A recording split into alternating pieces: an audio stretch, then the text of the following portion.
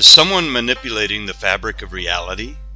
Have attempts to mask quantum events from our universe's timeline gotten out of hand? Are the massive data monitoring centers around the world actually tracking changes in the temporal framework of reality? More to the point, have you ever thought a famous person was dead only to hear of them dying again? It's called the Mandela Effect. Stay tuned as we explore the profound implications of this bizarre form of déjà vu. First, a few housekeeping items. We were defunded by Google 6 years ago, long before it was fashionable. Then PayPal froze our account for reasons that have yet to be clear. Everything we produce, the blog, the videos, the Twitter feed, are our labor of love.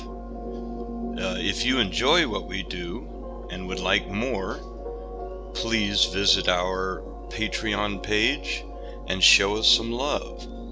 You can also visit our blog site and use the QR code in the right column to drop us some Bitcoin. All the links are included in the description below. You can also help us expand by subscribing, liking, and sharing our content with your circles of influence. And who knows, given today's topic, you may soon be able to do this retroactively to the beginning of time. A note about the audio. We tried a new recording process that left the audio a bit hammered. We'll upload the video again when we get all the sweetening done.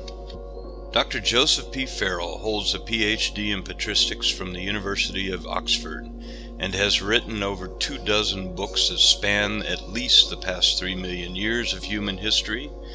His research is impeccable and his sources are always thoroughly referenced, making his work stand out in a crowded field of alternative history. Please join us in welcoming Dr. Farrell for a mind-blowing look into the Mandela Effect. Joseph, welcome back to Radio Farside. It's always a pleasure to have you join us. Thanks for having me back, Bernard. Pleasure to be here. Well, thank you very much. It's been a while since we talked. It's been about a little over a year, I think, when we last discussed. What was the topic? Oh, the Trinity, the origin of the Trinity. Mm-hmm. And that's turned out to be a very popular video. And I get a lot of requests from listeners asking me to bring you back on. You're one of those people that everybody loves to listen to about the strange and unusual. Who was it? George N. Hughes used to say, strange stuff. Yep, strange stuff. Mm-mm. High-octane speculation is what I call it on my website. Yes, and some of the stuff you get into is really interesting. And today there's a topic that I really haven't heard you talk much about, at least openly. And in fact, there doesn't seem to be a whole lot of, shall we say, intelligent information on the topic of the Mandela Effect. Right. And I really wanted to talk to you about it. We initially talked about a year ago privately about an experience I had, and turns out that you've had several yourself. But let's start by having you give us what you think is a good definition for the Mandela Effect. Well, I think the Mandela Effect can be explained as a deliberate case of data obfuscation, and the reason I say that is we'll get back to what it is. It's more important, I think, to get out of the picture right up front what the Mandela Effect is not. What it is not are changes in the spellings of Berenstein Bears or labels on different products or things of this nature, because if you're familiar with editing or marketing or advertising, this stuff goes on all the time. Where they repackage something and try to remarket it for a particular audience or a select group. what the Mandela Effect and it usually seems to center around the deaths or incidents affecting famous people. And that's how I remember it, and that's how I would qualify it, is people remembering the deaths of people that turn up not to be dead. And and of course it was named after Nelson Mandela because people remember hearing reports of him having died, I think back in the late 1990s, early 2000s. It turns out he's alive. Well, and didn't die until 2013, I believe, right? Right. In Exactly. fact, when we first talked, you mentioned that to me. You said, well, when do you think Nelson Mandela died? And I said, well, it seems like it was the late 90s. Yep. And Yep. you mentioned, oh, it was 2013, and I was shocked. I couldn't believe that. Yeah, I remember him having died in the 1990s. I'll tell you what did it for me, and for years I thought I was nuts, because I have a fairly good memory. And I remember very vividly in the 1990s hearing about the death of the famous White House reporter Helen Thomas. Mm-hmm. And I remember it in such detail that I don't think my memory is mistaken. I remember hearing a news report. At the time I was working and at home, and I had my television kind of on in the background, and I remember hearing a story about Helen Thomas dying. President Clinton gave a few nice words about her and so on. Mm-hmm. And, that kind of registered in the back of my mind. I thought, well, oh no, that's too bad. And then come to find out years later that no, she hadn't died at all. she died again. She died again.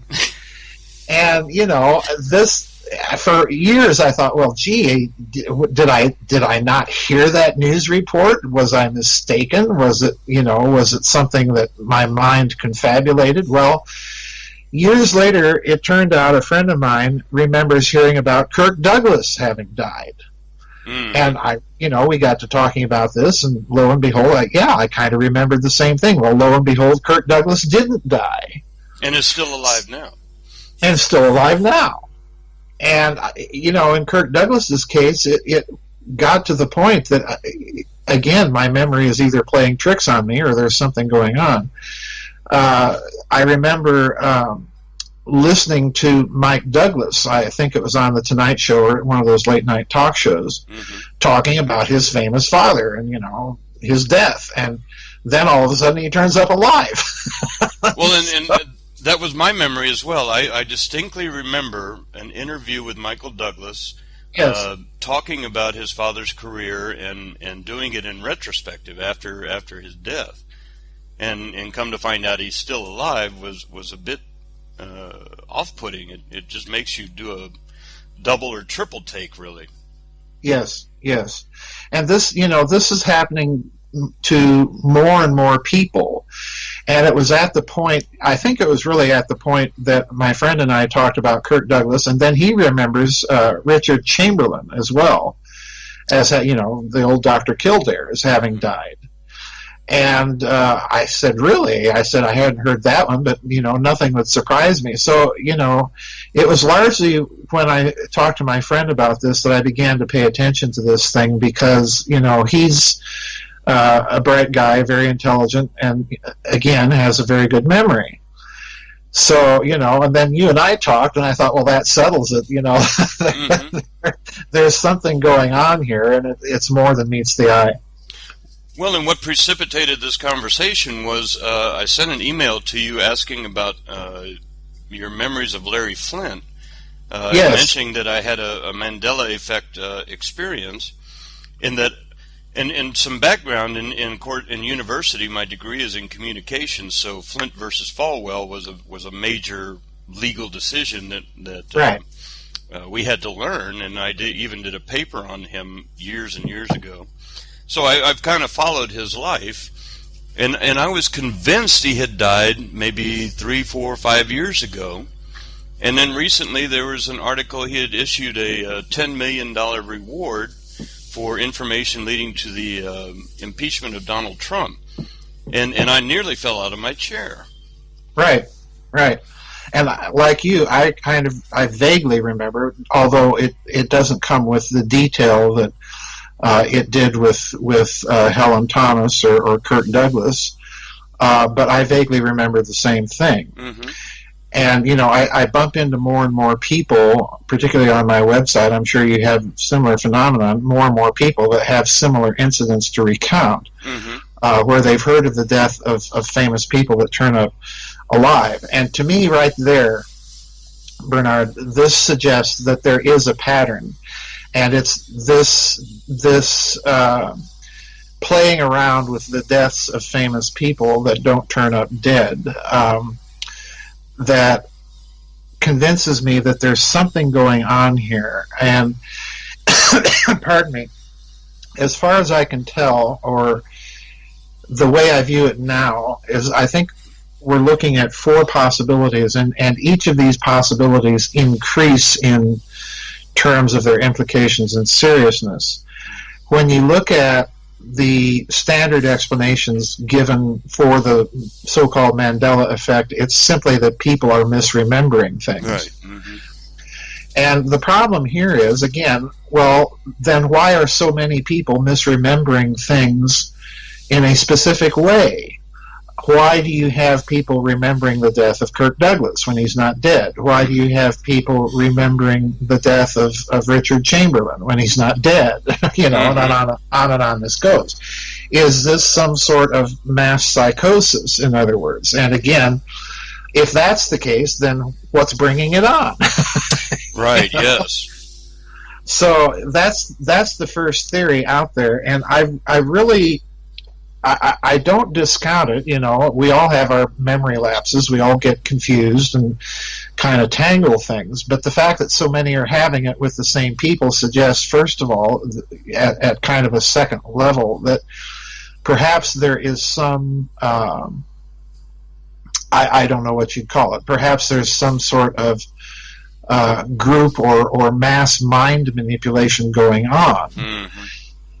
And if you look at what's happening, it appears to be happening in conjunction with specific people, famous people, right, in specific areas. In other words, I think it would be possible to manipulate the data stream simply by putting out false stories in a particular region, and then tracking and seeing what happens. By way of learning the ways of information flow and so on. I think that's one possibility we might be looking at here in terms of this mind manipulation hypothesis. Mm-hmm.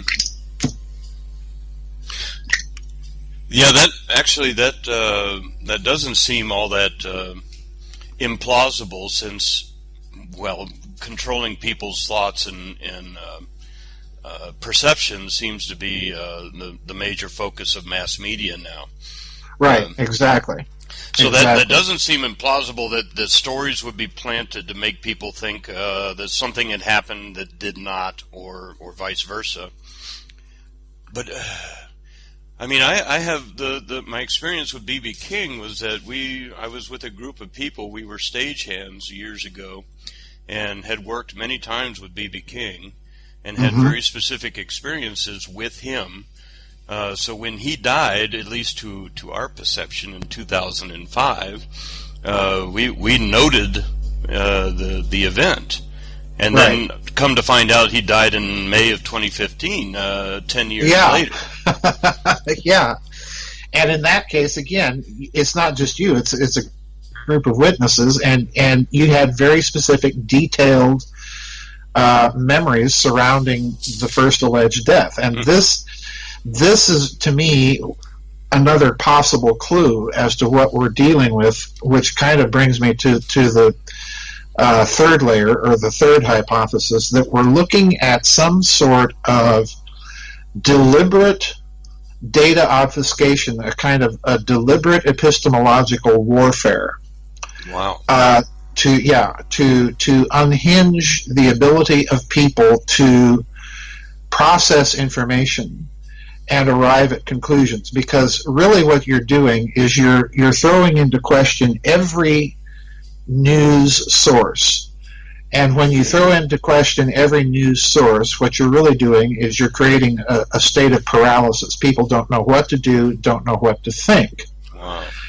And that's very disturbing in and of itself, because if you are deliberately targeting certain regions with false stories of famous people's deaths, Mm-hmm. what you're also doing, and this this is going to sound so completely harebrained, Bernard, but this really is, this fourth thing that I'm about to mention is, for me, what I think the whole Mandela effect may really be about. Because in effect, what you're doing is you're creating a false timeline. You're creating a false history. You're creating a false memory. And you're doing so in certain targeted select groups of people. Mm. Now, the real question is, why would you want to create different timelines? Why have some people believing that person X is dead, and other people, no, they didn't hear that story, person X is still alive? And you see this going on in conjunction with the Mandela effect in a major way. So there's another level, in other words, that is beyond even what I'm suggesting in terms of an epistemological warfare. And that's physics. Because if you look at the evolution of modern physics, particularly with quantum mechanics, it was really quantum mechanics that enshrined the observer squarely in the middle of physics, and that threw everybody for a loop. Because the uncertainty principle, let's just recall for people what this is. The uncertainty principle was codified by Heisenberg, the German physicist Werner Heisenberg. And basically it states that you cannot measure the position of an electron at the same time as you measure its momentum. Mm-hmm.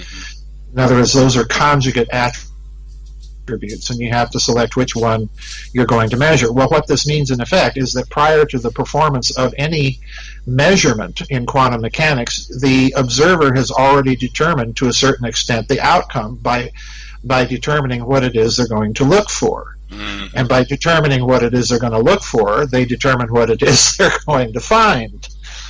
So, the problem there has always been, well, is that the case then on the macro level? Could we conceivably have a power of group observers to influence or alter physical reality simply on the basis of observation at the macro level? Wow.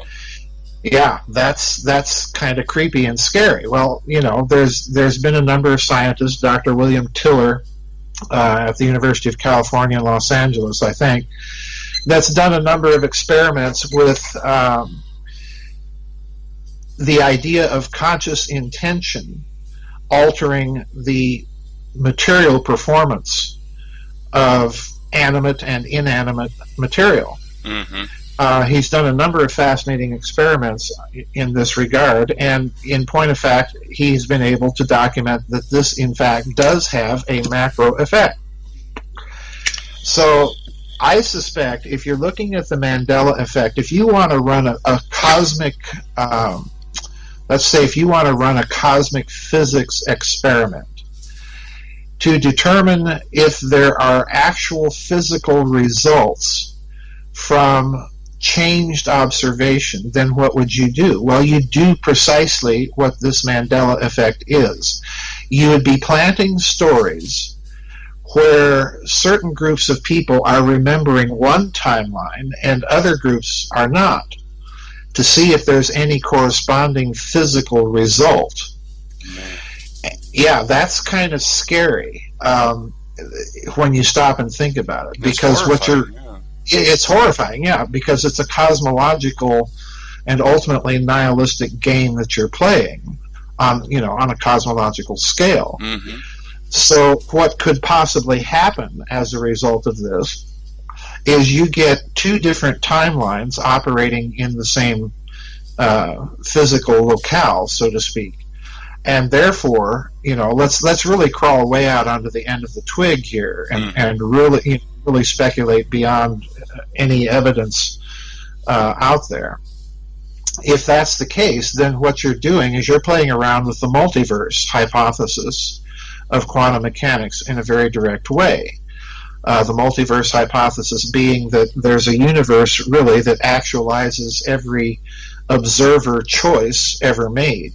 Mm-hmm. So in other words, somewhere out there there's a universe where Adolf Hitler wins World War II, and so on and so forth. Right. So what you're really doing is you're creating a multitude of timelines in more or less the same universe running concurrently. So they start to bleed over with each other, which brings me back to the Mandela Effect. By planting some of these stories, it could be the case that these people really did die in some timeline or another, and we're getting little hints of it here. And that means, of course, that you've created common surfaces between this universe and whatever other universe that these other alternative realities are part of. And again, once you've let the cat out of the bag, how do you stop it? Good Lord. Well, in a sense, I guess what you're saying is that we're part of some kind of massive Schrodinger's cat experiment. Bingo. Wow. Exactly. Wow. Bingo. Exactly. I think, if you were setting up an experiment like this, Bernard, what would you do? Well, first of all, you would have to set it up in such a way that the stories and results are public. So in other words, you'd have to use mass media, number one. Right. Number two, you would have to have massive data tracking capability. In other words, you would have to be running what I call data correlation experiments. If XYZ story is released, what is the effect on human behavior in ABC? So in other words, by running these stories, you're also tracking a multitude of other things apparently unrelated to see if there's been any modification of behavior. And of course, you'd have to have massive computing power to be able to do that. But again, I think this is precisely what may be going on with all of this, that this is some sort of, as you very aptly put it, Schrodinger's cat experiment. Wow, that would certainly give impetus for things like the big NSA server farm in was it, Utah, and the GCHQ in the UK, and the CERN data farm in Switzerland. Oh yes, that's a big part of it. I agree with you there. Well, this whole thing about terrorism then is just an excuse to be able to fund these massive data farms, which are in effect tracking information through as you say, through the multiverse, and trying to figure out what people's reactions are. Wow. Yeah, and the consequence of this is very disturbing to me. And again, I want to emphasize that this is extraordinarily high-octane speculation. Mm-hmm. There's no direct evidence for this, but by the same token, the evidence at least supports the hypothesis that this may be, in fact, what's being done.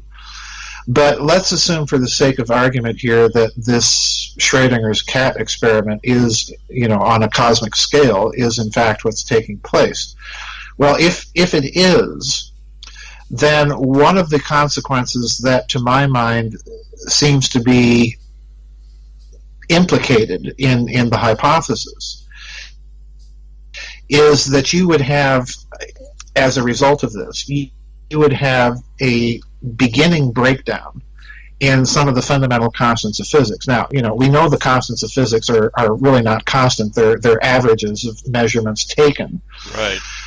But, one of the things that will happen is that some of these fundamentals will begin to start breaking down in weird ways. The universe that we know, so to speak, will start to become porous. And leach into other so-called universes. Again, taking the multiverse hypothesis as true for the sake of argument. So yeah, this could be one of the things that starts to happen as a result of this. And Nexus magazine over the years has run a number of articles about some very, very strange incidents of people that appear to be from somewhere else. On my website, I even have a paper in the members area about parallel universe people. A lady in Spain, in Barcelona, wakes up one day, goes to work, and reports to her normal department, and all of a sudden she realizes, no, she's not in the right department. She recognizes none of the people that supposedly work there, and in addition, her boyfriend is missing. Right. Yeah, and she's not crazy or anything, but she's just not from there. Another case in Japan that Nexus reported that was very, very weird to me. That again makes me think that this is all kind of somehow related to our Mandela Effect Schrodinger's cat experiment. Was this gentleman shows up at Japanese customs in Tokyo, having just arrived on a flight. He presents credentials to the customs officials from a country in Europe that doesn't even exist. Mm-hmm, yeah. Okay? I don't know if you've heard of this story. I know it very well, yeah.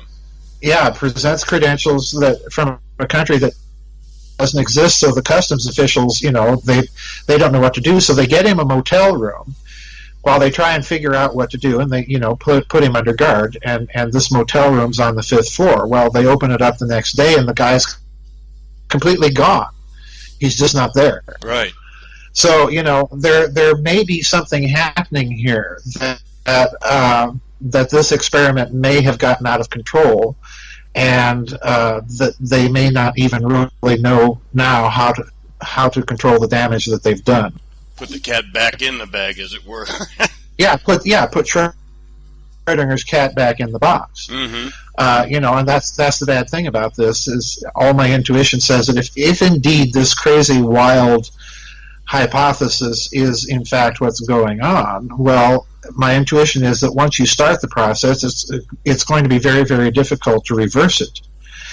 And it's interesting to me, Bernard, that in entertaining this hypothesis, which I've been kind of entertaining for a number of years, what's interesting to me is in the last, I'd say 4 to 5 years, we see increasing stories from reputable scientific websites like phys.org and Science News and so on and so forth, where scientists in the laboratory have been experimenting with placing little temporal bubbles around micro events. In other words, they've removed certain events from the time stream at a micro level.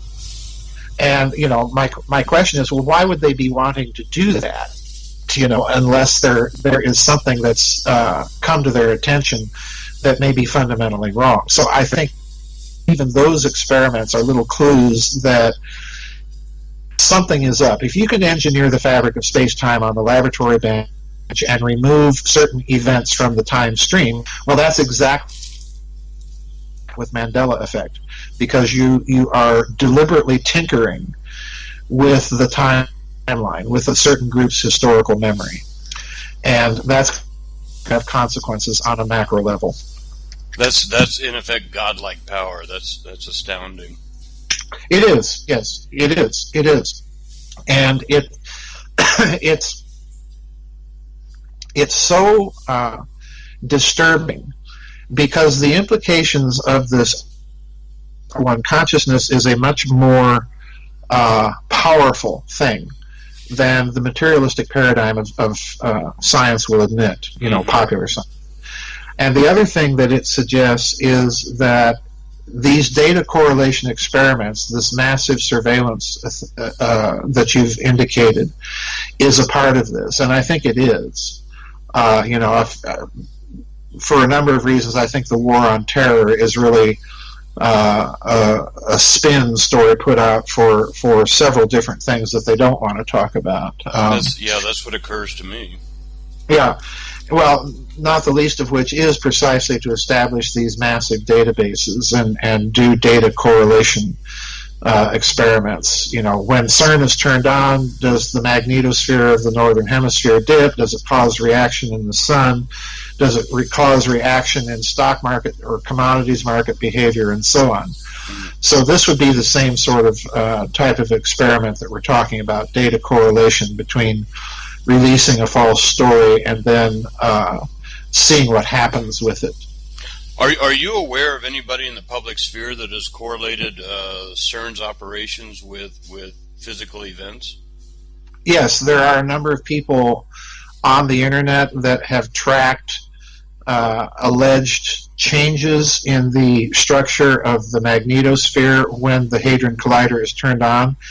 I don't know how accurate these sites are, but to me it stands to reason that if you have those extraordinarily powerful magnetic fields, which are several times stronger than the local magnetic field of the Earth, right, that it's going to have a planetary resonance effect, and because the magnetosphere is coupled with that of the sun, it might even have resonance effects in our own star. So yeah, there's all sorts of ways you can approach this thing. And I hate to say it, Bernard, but I get the feeling that this Mandela effect, if you look at it, really begins to become operative in the 1990s, the late 1990s, and has continued more or less since, when precisely you have these big particle accelerators like the Hadron Collider coming online. Mm-hmm. So, there may be a correlation there that we're unaware of. It's, again, I'm crawling way out onto the twig of speculation there, but that's a suspicion I have, and, I claim the academic right to be wrong. Well, of course. When I voice the suspicion. Well, you have to start with a theoretical concept that you set out to prove. That's part of the process, right? And what you're talking about puts me in mind too. Over the past few years, the magnetic pole swap of the Earth seems to be accelerating. The north and south poles are moving towards Indonesia, by the way. Yeah, and that this is not unusual. It's happened many times over the eons, but that it's accelerating in relation to about the time when things like CERN and other machines like that have come online is rather interesting. It's interesting and it's disturbing because, again, going back to the first hypothesis that this is some sort of mass memory problem, perhaps the result of mass application of mind manipulation technologies. Well, the human brain is, of course, an electromagnetic structure, a very complicated, complex one, but it is nonetheless electromagnetic in nature. So if you change the field in which it operates, it's bound to have some sort of effect on human thought processes and memory. And this, again, could be what's going on here with a little deliberate tickling, by the use of mind control technologies. So there's any number of ways to look at this. But here's the problem. If you posit that some of this Mandela effect is the result of the use of mind manipulation technologies, then it takes us foursquare back to the fourth hypothesis that we're in some sort of Schrodinger's cat experiment, because now you're inducing this not only by deliberately planting false stories, but you are adding to this a layer of mind manipulation technology for the express purpose of manipulating consciousness, for the express purpose of manipulating cosmic reality and timelines. Wow. So this, wow, and if you read some of the mind control literature out there, Bernard, you discover that this is not entirely impossible, because there are so many strange stories of people having had such strange effects happen to them that claim that they were mind control victims false memories and things of this sort. So again, you've got the Mandela Effect template even in that literature. Could would it be unusual to say that maybe this is kind of an MK Ultra thing on a mass scale? Yeah, I think it is. I think it is. Once you admit that at least at the second level they may be resorting to some sort of epistemological warfare, well, yeah, then you are talking about mind manipulation in the form of social engineering on a massive scale. So yeah, I see no difficulty with that. I've never bought the idea that the CIA suddenly abandoned MK Ultra just because right. Senator Church held his committee. Right? Yeah. Exactly. Yeah. We just change the name of it and keep going. Right. Exactly. Well, okay. Now, to say that this is happening means that there must be a purpose. There's some goal in mind, and do you have any speculation on what that goal may be? What are they after? Well, I think what they're after is precisely to find out, number one, if there is an observer effect on a macro cosmological, if you will, scale. And if so, to learn what the laws of that effect are and to acquire that power. So in other words, they want that godlike power. Mm-hmm. But they want to be able to understand it and be able to manipulate it for whatever purposes they want to do.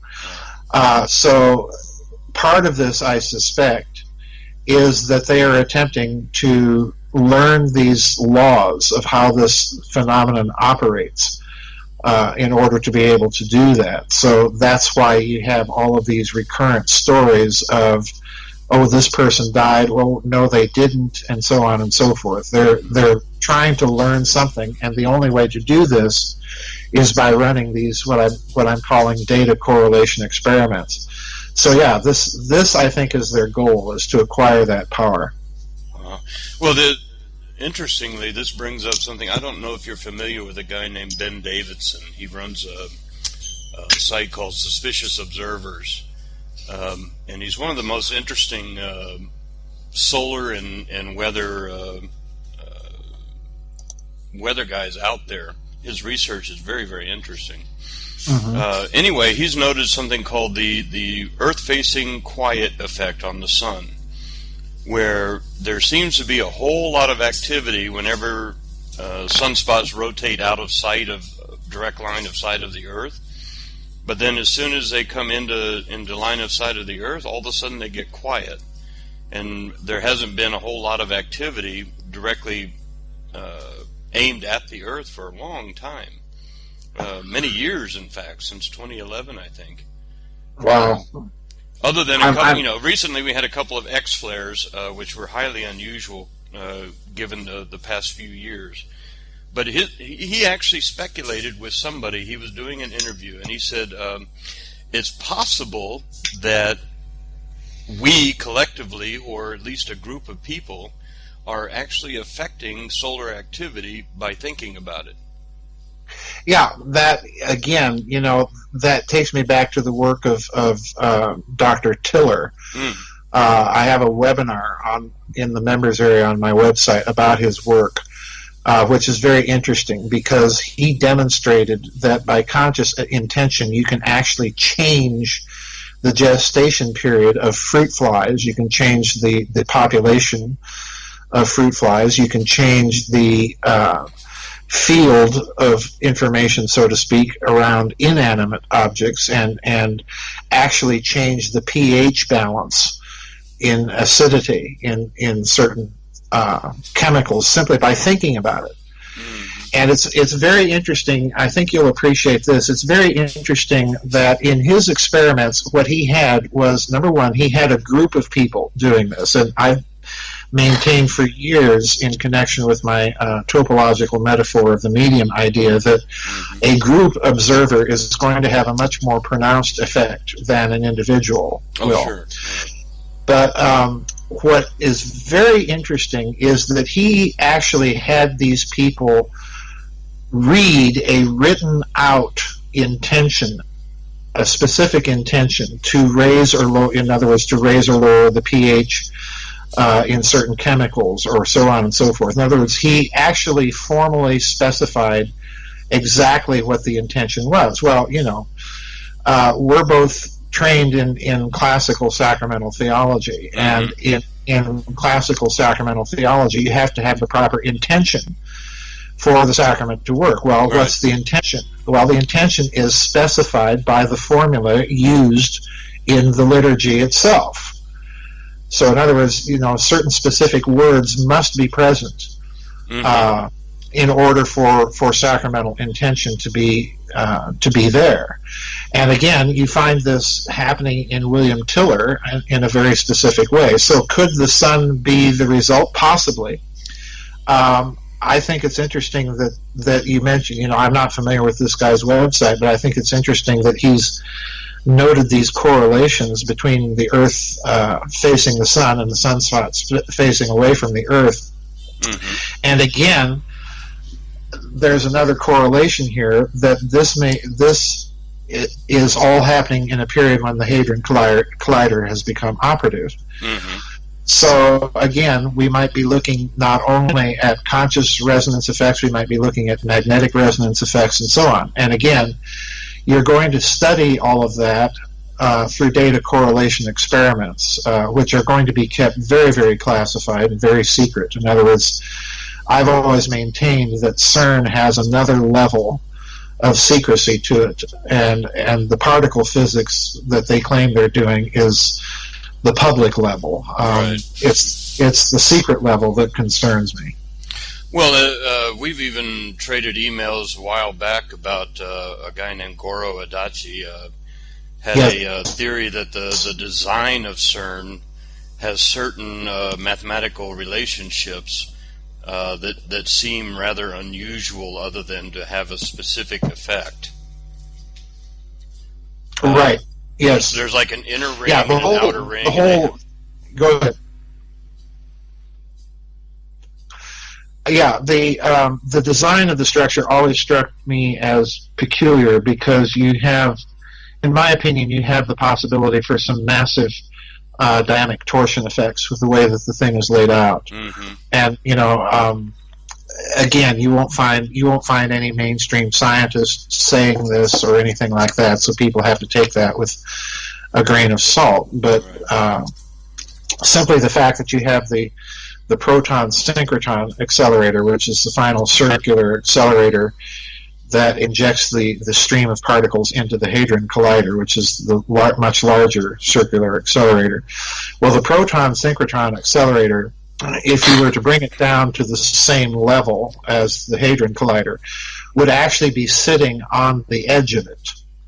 So in other words, it's canted off the axis of rotation of the Hadron Collider. And that to me suggests, given the strong magnetic fields involved with both of those circular accelerators, suggests the possibility that you'd have a precessional phenomenon that could be deliberately induced into the Hadron Collider through the manipulation of the magnetic fields. And of course, once you've said that, you're talking about torsion, dynamic torsion of a very pronounced nature. So yeah, there's all sorts of things that you can speculate here, but I would not be a bit surprised, since we're talking about all of this high octane speculation, I would not be a bit surprised to discover that there is some sort of consciousness component to what's going on at CERN that is very, very carefully hidden. Yeah, it's rather bizarre. I mean, you get almost no news out of that place at all.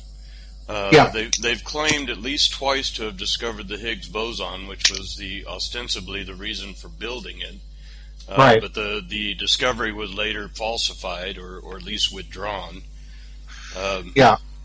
It's really bizarre that you would think a multi-billion-dollar machine the size of a couple of countries would be producing a lot of data, a lot of information that just doesn't seem to be there. Well, it is producing a lot of data. I wrote about this whole thing in my book called The Third Way. I don't know if you're familiar with that. I haven't read that one, no. I dedicated a whole chapter to CERN in that book because if you look at the way CERN is set up, Bernard, number one, it's a sovereign entity, and most people don't know that. When there were lawsuits taken out against letting the thing start up in Germany and in the United States, the courts, of course, dismissed the lawsuit because they had no jurisdiction over it. Wow. And then this, as a result of those lawsuits, it came out that CERN is actually a sovereign entity. It's kind of the particle physics equivalent of the Bank of International Settlements. I was just going to say, yeah, or the Vatican for that matter. Or the Vatican, yeah. You know, it's its own thing, folks. And as a sovereign entity, it answers to the countries that, you know, give money to it. And of course, the biggest donor to money to CERN is Germany. So think of it as kind of an international sovereign German thing, whatever that means. But the way CERN is set up is, by the nature of the case, they had to come up with computer algorithms that would sort the data, because of course it's generating billions of reactions in a second. So, you know, scientists can't sort through all this. So what they did was they generated computer algorithms that would pull data for the scientists to look at, and then, you know, shelve the rest. And it's that very phenomenon that makes me think there's a second level to this, because if you can pull data to shiv to the particle physicists to look at, you can also induce algorithms to pull data of any anomalous nature. In other words, data that doesn't fit the predictions of the standard model of quantum mechanics, data that might indicate that you're getting torsion reactions and so on and so forth, or even data correlation between CERN's activity and the activity of humans in certain particular areas like markets and so on. Well, you could have a second secret layer of algorithm in all of that data collection that would then pull that data and shunt it to secret committees of scientists to look at. In fact, there's no doubt in my mind that this is probably what's going on, because, as you say, the particle physics aspect of this thing, you know, you're building a multi-billion-dollar machine to test the standard model. And I remember the ruckus over this discovery, and then the retraction, and then the subsequent rediscovery of the Higgs boson. Well, the problem with CERN is, you know, the only way you can verify the results is either to run the same experiment at CERN, which is, you know, a conflict of interest, or you've got to build your own accelerator and challenge or test the data for yourself. And notably, the Chinese are doing this. They want to build their own much bigger version of CERN. And I suspect that the reasons that the Chinese are doing this is, you know, they're not fools. They can look at the same data and see the same kind of song and dance and probably have their own suspicions about what's going on. So they've decided, well, we're going to look into this on our own. And part of that is, I suspect that they too may be entertaining the idea that there's more levels to CERN than meet the eye. Oh, I think that would be obvious, and of course what you're saying is that the algorithms are looking, one, for patterns at one end of the extreme, and then they're looking for things that blatantly violate those patterns at the other extreme. And I guess probably you'd want to correlate that to what people are saying and thinking and doing on a mass scale, which would be the surveillance system. You're checking phone calls and email and text messages and coordinating, collating everything against a certain timeline. Wow, this is when you start thinking about this, it's just mind blowing. Yeah, and again, I think this is all related to Mandela Effect, because if you are getting, let's back up here and look at CERN for a moment and to really lock this down. In 1935, there was a Hungarian Jewish electrical engineer by the name of Gabriel Krohn. Mm-hmm. And you've heard me talk about him before. Gabriel Krohn wrote a paper that won him the Montefiore Prize at the University of Liège in Belgium. And in the paper, what Krohn essentially stated was that certain transient phenomena that electrical engineers encounter in large networked electrical systems, particularly rotating ones, Mm-hmm. could be explained by the higher dimensional mathematics that were floating around in the unified field theories of the time. Mm-hmm. And he basically ends up, if you read Krohn's various papers and books and so on, basically Krohn's approach to electrical engineering is that every electrical circuit, no matter how simple or how complex, like CERN, is essentially a hyperdimensional machine. The reason why is that it requires mathematics in more than 3 spatial dimensions to describe any electrical circuit. Okay? Wow. So right there, he's telling you, if you really stop and think about it, right there he's telling you that CERN is a hyperdimensional machine. Now, if that's the case, then it stands to reason that when it's operating, it's going to have hyperdimensional effects. And one of those effects might be precisely what we're talking about. In fact, there's people out there speculating kind of in wild ways that that indeed CERN is creating gateways between universes. Well, again, this takes us back to Mandela Effect. Mm-hmm. Because we've discussed these strange people that show up in Spain at the wrong place to work and don't remember any of their co-workers, and strange people from countries that don't exist in Europe showing up in Japan, on and on. Well, and even you've speculated this on this before, but the Malaysian Airlines 370. Yep. Still has the possibility of going poof. Yeah. I'm glad you brought that into the mix because, in looking at that story and how it's evolved, I'll be blunt here. It appears to me that every story that comes out recently that, computer modeling has suggested this is the real crash site, or that's the real crash site, or looky, we found this debris way over here in Madagascar. Mm-hmm, mm-hmm. That there's a certain note of desperation in these stories, it appears to me, that they're desperate to explain this thing, because thus far there has been no explanation. There have been lots of kind of weird conspiracy theories about it. Right. But, I came up with the poof explanation. It just disappeared, folks. It was a Bermuda Triangle event of some sort. Well, I mean, when you lack any other evidence, that has to be entertained as a possibility. Right.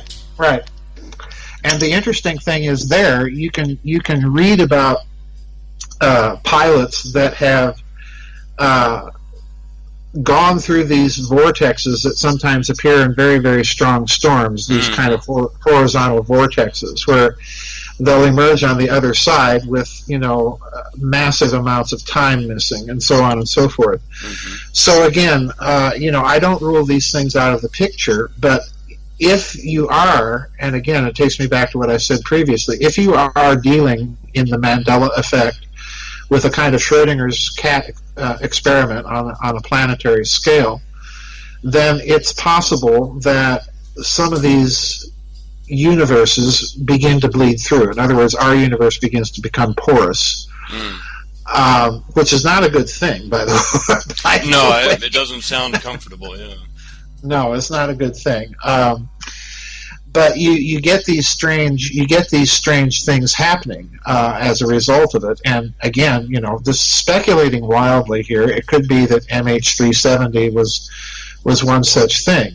Now, I kind of backed off on the poof explanation when they started discovering debris, and I even wrote a blog to that effect when the first debris started being discovered. But then a pilot that's a member of my website in Australia contacted me and did an analysis of some of this debris, and his basic conclusion was, no, this couldn't possibly be from that aircraft. Well, don't I remember that at some point they found one of the pilot's seats in the Philippines, and then later found engine debris in Madagascar?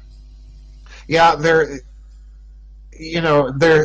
Philippine story came out and supposedly was debunked. I think that was about a year and a quarter ago. And then supposedly a bit of engine debris and so on. My problem there, Bernard, goes way back to what I said when George Ann Hughes first interviewed me about MH370. This was about a week after the flight had disappeared. Right. I told her then that, and you can go listen to this interview, I think it's still online. I told her then that I would be extremely suspicious about any crash site in the Indian Ocean. Mm-hmm. And she said, well, why is that? And I said, because, number one, the Indian Ocean is very deep, and only a few countries possess the technology to be able to go down that deeply and explore for debris. So I said I'd be very suspicious for that reason, and I said also that, an entire week has gone by. It is entirely possible that debris fields could be salted. Mm-hmm. So, nothing about that story has really been resolved, at least to my satisfaction. So again, we may be dealing, as you say, with a case of it just went poof, and it may be related in some way to all these other strange phenomena. Yeah, it's in going way back to when we started this conversation, you mentioned changes in physical constants. And something I've been watching is speculation or actual papers on the speed of light changing, yes, Planck's constant changing, yes, or being malleable, yes, and what else are there? I'm trying to think. The cosmological constant, right? I think has been one of them that's been up for variability. And if my memory serves me correctly here, I seem to recall a paper about the gravitational constants undergoing some slight changes. Right. So yeah. Yeah. Well, even having variations in gravity on Earth. Right. Now, a certain amount of that is just natural variability, but right. There are certain areas that seem to be anomalous. They're not fitting any normal model. Right, and again, there are local variations in the gravitational acceleration on the planet's surface. Mm-hmm. Einstein basically in general relativity is taking an average, more or less, of planetary effects rather than trying to account for local gravitational anomaly. Right. And again, that, to a certain extent he had to do that, but then again, that may be a methodological problem in that these effects may be having much more pronounced large-scale effects than we realize. Mm-hmm. So yeah, all of this, the thing we have to remember is science is not settled dogma. It's always changing. And in this case, yeah, we're getting little, perhaps, and I underscore that word, we're getting little telltale signs that perhaps some of these wild speculations aren't necessarily so wild. Yeah, that's, I guess, the thing we have to be careful about here is how much of it is learning new things about things that we used to think were constant. Right. And how much of it is things changing right. in exactly. unusual ways. Exactly. But then that comes back to the Mandela Effect. I mean, it to me, it's a real experience. It's something I've had 3 times very, very strongly. And it's just, I can't write it off as a bad memory or anything like that. I just can't. Well, same here. Like I pointed out, in my case, I thought, well, maybe I just misremembered that. Mm-hmm. Until I had the conversation with my friend, and then the subsequent ones with you, that you yourself had experienced this. And the key here for me was, in all 3 cases, there was a level of detail to the experience that suggested that no, this was not something misremembered. Because I remember very specifically, what I recall about Helen Thomas, right, and in your case with B.B. King and so on. So I can't write it off, and too many people around the world are reporting similar things. So there is something going on. The bottom line for me, Bernard, is that I suspect some of it is very deliberately being done, but I think part of it is now a process that's gotten away from them. And they don't know what to do about it. And this takes me back to MH370, again, with this kind of, to me, this creeping note of hysteria with each new explanation that comes out, that this is really the crash site, and this is really what happened, and so on. The one thing that they're not willing to discuss is that it just went poof. And incidentally, I'm not the only one that entertains that theory. George Norrie and the actor Richard Belzer came out with a book, and I believe it was called Something Is Wrong, and they entertained at one point in one of the chapters in that book about MH370 that indeed it just may have gone poof and nobody really knows what happened to it. Yeah, apparently we seem to be looking at a cosmological oops. Yeah, something is off, something is wrong. And you can't go around playing with these hyperdimensional technologies and not have hyperdimensional consequences. That's the bottom line to it. Well, going forward, how would if we wanted to test this as a theory, what would you look for going forward that would either prove or disprove the case? Well, the first thing that you'd have to do is you'd have to set up networks of people looking at data correlations. There's a few people doing this on the internet in respect to HAARP and weather and CERN and magnetosphere and so on. But you'd also have to start looking at, in my opinion, the most obvious indicator of mass human behavior. You'd have to start looking at markets. Commodities markets, stock markets, so on and so forth. Now the problem there is that already those markets are, as Catherine Fitz put it to me recently, those markets are now subject to constant intervention. Well, might that be an attempt to actually hide some things, like signs of this kind of effect? It could be. The other problem with these markets is, as you know, they're being driven by, guess what, computer algorithms.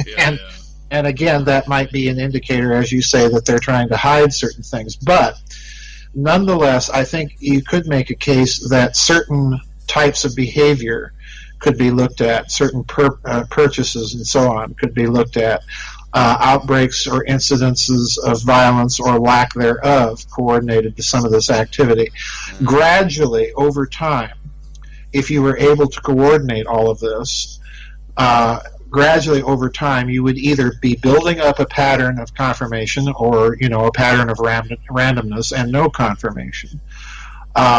There have been people, as I say, that are doing this in kind of certain selected areas, but not nearly on the scale that I'm suggesting might be the case here with Mandela Effect and CERN and the surveillance programs. I wonder if anybody has collated the Princeton eggs with CERN and other effects like that.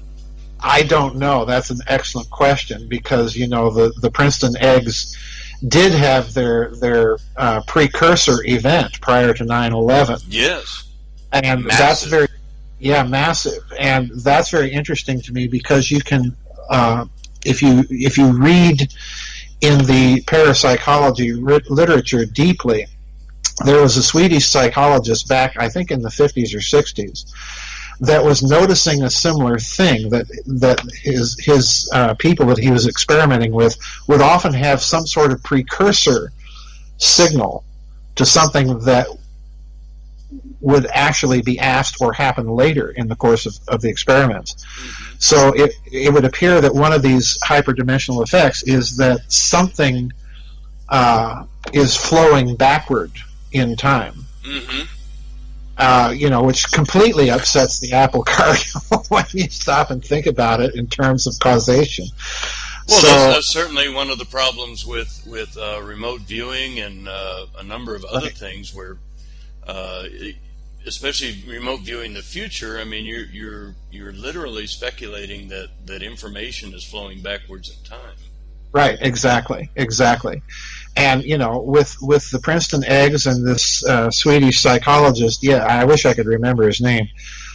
You're getting clear experimental indication that this is in fact the case. Mm-hmm. So again, if you were doing these data correlation experiments, what would you look for? And I'm with you. I would think one of the first things you'd be looking for are effects on random number generators, like the Princeton eggs. Like the Princeton eggs. That would be really interesting to look at. I haven't thought of that until this moment. So. Well, I think you're absolutely right. I think this is something that needs to be looked at. And again, it's really a case of the data that they're releasing. I'm kind of amazed to this day, Bernard, that they even released the Princeton egg data on 9/11. Mm-hmm. That's a clear hit.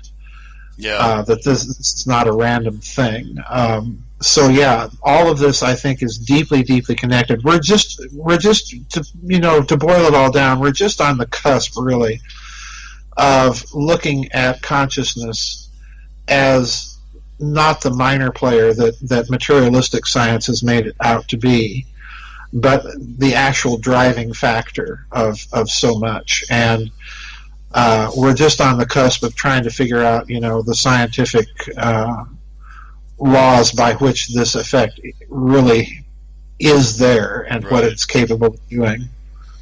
Yeah, which, if you go back to Buddha, he 2,500 years ago was saying that consciousness is basically reality itself. Right. And again, if you want to keep, this goes to my epistemological warfare hypothesis. If you want to keep people from exercising a group consciousness effect, what do? Well, you divide. In other words, you make any potential group incoherent. In other words, they cannot agree upon a formally specified intention. Truly divide and conquer. Yeah, truly divide and conquer. Keep the data stream obfuscated to the point that no consensus of intention can be built. Wow. And of course, the response to that is simply ignore them and go ahead with your group conscious, spelled out intention anyway. Wow. That's just mind-boggling. That's. We started talking about the Mandela Effect and have gotten into the universe as we know it. So, because this is what I think the Mandela Effect is really pointing to. Wow. It's interesting that we both come from liturgical traditions in Christianity, where you had specific group prayers that were appointed for certain times of the day, certain times of the year. And as those things themselves have either been gutted, through processes of quote-unquote liturgical reform or what have you, or people simply no longer pay attention to them, the chaos has increased. And, this takes me back to what I've said. If you want to create incoherence in any potential group consciousness effort, this is the way you do it. You change the data stream. You would mangle the timelines, the historical memory, and so on. And the churches have been big victims of mangling the historical timeline in a major way. Oh yeah. So, So to me, it looks like this whole thing is part of some grand social engineering experiment, and the way to fight it is ignore it. just go right ahead with Well, the group. and even on a personal level, people tend to ignore things that just fall way outside their everyday experience. They just aren't willing to deal with it. Right. Right. And I think to a certain extent, probably whoever is doing this is depending on that fact. Oh yes, absolutely. I would agree wholeheartedly there. Absolutely. Interesting. Yeah. So, wow. Well, anyway, I mean, we've shot through an entire hour and have just barely scratched the surface on this thing. But maybe we can pick this up at a later time when there's some more information to talk about. Certainly. But to wrap up, why don't you? What have you got going that you'd like to let us know about? Well, there's nothing really that I've got going. I just had a book come out about a month ago called Hess and the Penguins, all about the Rudolf Hess case. A very, very strange case it is. Yes. And incidentally, one dealing directly with some of these consciousness things that we've been talking about. Believe it or not. Yeah, when I encountered that piece of information when I was researching the book, Bernard, I was sitting in my living room reading some other researchers that had done just a beautiful job with the Hess case, and they mentioned this bit of information, and I just said out loud to the living room, "You've got to be kidding me!" Yeah, that happens to me quite a bit anymore. At any rate. So yeah, that book just came out. I'm involved with trying to research another book that's kind of very generally related to some of the topics we talked about tonight. But other than that, life goes on. It's fairly quiet. Mm-hmm. Well, quiet is good sometimes. Quiet is very good. I'd like to note also that your website is GizaDeathStar.com. And you have a YouTube channel where you post weekly videos every Thursday. Is that right? Yeah, usually every Thursday. Occasionally I'll miss a Thursday, but usually every Thursday. Yeah, I call it News and Views from the Nefarium. And actually, some of those are very, very interesting. You generally tend to speculate about geopolitical events and things like that, but right. You pull a lot of dots together in those videos that are very interesting. Well, thank you. Yeah, the people seem to enjoy those, so I've kept doing them. Mm-hmm. Well, I'm glad you do. I really do enjoy. I look forward to it every week. Well, thank you. Well, Joseph, I'll let you go. I thank you very much. This has been an absolutely jaw-dropping hour. Well, thanks for having me back on. I appreciate it. Once again, Dr. Farrell delivers his patented high-octane speculation. The open mind considers all possibilities until they are proven false. It's how we discover the truth. Like, subscribe, and share if you like open minds. We'll be back with more food for thought in the near future. Check out the links below and keep asking the right questions. Sampai jumpa, y'all.